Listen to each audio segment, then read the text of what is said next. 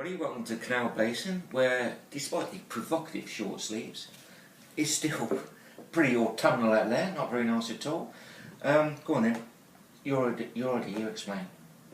It's nothing to do with me. Well, whose idea was it then? No, biggest story of the week, Sky Blue wise. Peter Natchball Hewison, clerk to the trustees of the Alan Higgs charity, who obviously own half the Rico Arena. Comes out after the game at Crawley, into the car park, finds a couple of Seesaw out balloons, protest balloons, ties them to Tim Fisher's Chelsea tractor. Tim comes round the corner with Hector. Big Hector. Yeah. 11 stone bull mastiff. Says, "Oi!" He's not had his breakfast yet. Did he say he's a fair cop girl? Now look, I can tell it. you're taken by it. I can tell. But look, I'm gonna add a sort of miserable old sod note here. And No change there. No change there. I found it a bit annoying and irksome, really, because nobody likes to laugh more than me, as you know, and I have a somewhat juvenile sense of humour. But I don't know. I thought the wrong thing, the wrong time. I mean, at the end of the day, we're dealing with a football club is in shambles, and one of the blokes who's involved in that is getting up to schoolboy pranks. I'm sorry, I just find that a bit. No, I disagree. I think you need to lighten up. Okay. I think it's the funniest thing that I've seen and read since Onyeigwe suggested that Sky Blue Sam go on a diet because he was concerned about child obesity. That was a classic. And the great one-liner from Ray Ransom. You can't say that here, can you? Well, we can say it's an elephant on you. It's an elephant. It's an expletive deleted elephant on it. That is true. Now that was genuinely amusing because it was spontaneous. But well, as I say, I'm sorry. I don't know, because it's one of these things. It's like something out of bloody Just William, Just William and the Pirate. Actually, it's not. I tell you what it's like. It's like Jennings and Derbyshire, because it's got that element of boarding school buffoonery. And I'm sorry. I don't know if it's me being a bit sort of puritanical, but I just found it a bit disquieting. I mean, did Fisher? I honestly don't know. Did Fisher take it in good heart, or was he fuming? I really don't know. I mean, I don't know. Perhaps you never know. Perhaps it'll break the ice. Perhaps I'll see the funny side of it. And then I'll get back round the table and everything will be hunky dory. Yeah, and again. Yeah, that's going to happen. Yeah. All right, then, fair enough. Anyway, let's get back to the football. Back to football. The awards ceremony's back on, isn't it? After a year out last year, they didn't do one, did they? They didn't. Why didn't they do it last year? They got relegated. Oh, I suppose, amongst other things. Yeah. But no, that's back on the agenda. So after the Notts County game, so the players are going to have to hot foot back from that to get to 7 o'clock sit down for their meal. Okay. So, what's up for grabs then? Well, all the usual sort of stuff, but notably, David McGoldrick seems to have been erased from the shortlist of everything. Really. Explain. Well, I mean, this Player of the Year, and he's not nominated for that. Really? Well, you'd think. And on the grounds what? That he's no longer there, so he doesn't. Well, I don't know. Presumably. And then the other one, of course, the big one, is sort of goal of the season. I think there are 10 nominations, of which none of those are David McGoldrick's 18 goals. Really? Which is a bit bizarre. So well, it's very bizarre. I mean, I'm not being funny. There have been some good goals this year. I mean, Baker scored a few. Moose has scored a couple. Well, to be fair, quite a few people scored good goals.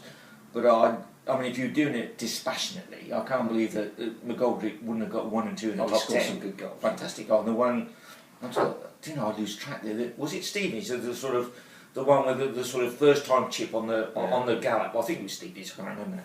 But that was a fantastic goal. And he scored some other really good goals where he's run through and sort of shimmy through. Oh, never mind. I suppose he'll definitely get. Well, I'll say that. How many he'll get most goals scored in the season, presumably? Well, again, we don't know. I mean, whether they'll give it to Carl Baker, who's currently second, I think, with 15. I don't know what they'll do. Or do you give it to Clarkey, who's he's scored several goals this season, but only sort of a third on for City. Is it 21? I think it's I think it's 11. Was it 11 and 10, respectively? But see, I mean, I spoke. To be fair, I spoke for practical purposes. Presumably on that Saturday, McGoldrick would be playing with Ipswich, so he could hardly dash back, but presumably he could be filmed in another place. But it's a bit strange. I mean, I don't know the rules. I mean, I think he should be recognised because, you know, for the short period he was at Coventry City, he was a proper Coventry City hero. Absolutely, you know, done good. The fact that he wasn't their official player, you know, because he was on loan, you know, he was still held in very high regard by the fans. So, yeah. Mind you, I'll tell you what we could have this year. Let me tell you. Go on, you tell me. You're reading my mind. Yeah. Go on. Manager of the year. Exactly. And who would be your choice be? Well, to be provocative, I might go for Thorny, because let's be fair, he's the only like Thorny. we love Thorny, and he's the only one who had 100%. He's the only one who had an unbeaten record, so that's got to be good. But not being stupid people, I think we'd probably go with the present incumbent.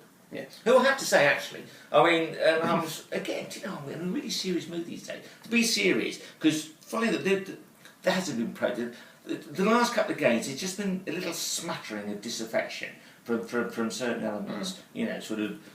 I'm sure I heard at one stage, you know, sorted out Presley. Well, I mean, give the bloke a break, for crying out loud. He's inherited a basketball of a bloody club. He's a right basketball. Did I say basketball? Oh God! Thank you very much. He's inherited a basket case of a club.